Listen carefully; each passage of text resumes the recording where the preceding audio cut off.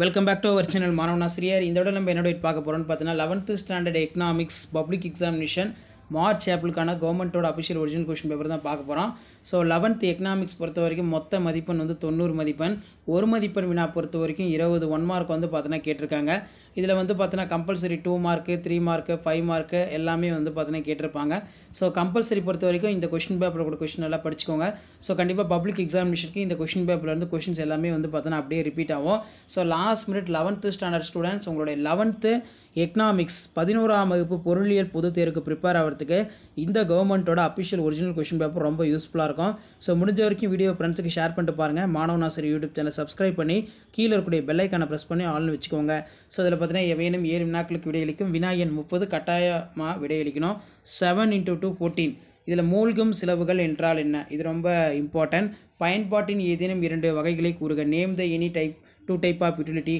அதே மாதிரி உற்பத்தியாளர் சமநிலையினை அடைய தேவையான நிபந்தனைகள் யாவை? What are the conditions of producer equilibrium? சமநோக்கு வளைகோடு என்றால் என்ன? What is mean by indifference curves? வட்டி பற்றி நீவிர் அறிவது யாது? What do you mean by interest? முன்னேறிய பொருளாதாரத்தின் இயல்புகள் ஏதேனும் 2 கூறு. மனித வளர்ச்சி குறியீட்டினை கணக்கிட உதவும் குறியீடுகள் யாது? சிறப்பு பொருளாதார மண்டலம் என்பதன் பொருளை கூறு. State the meaning of special economic zone.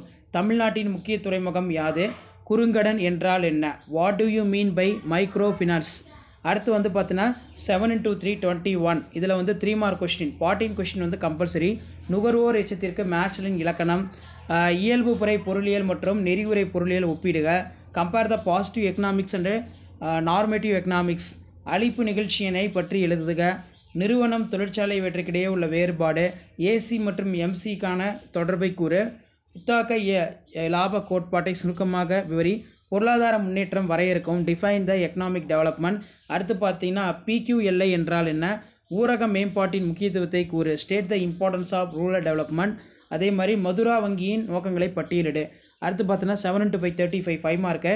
உற்பத்தி வாய்ப்பு வளைகோட்டை கொண்டு பொருளாதார அடிப்படை பிரச்சனை விவரிக்கவும். பொருளாதார முன்னேற்றத்தில் சிறுதொழில் நிறுவனங்களுடைய பங்கினை விவரி. தமிழ்நாட்டின் பொது போக்குவரத்து முறை ரொம்ப முக்கியம். தேவை விதி மற்றும் அதன் விதிவிலக்குகளை விவரிக்கவும். ஸோ இதான் வந்து பார்த்தோன்னா கவர்மெண்ட்டோட அஃபிஷியல் ஒரிஜினல் கொஷின் பேப்பர்.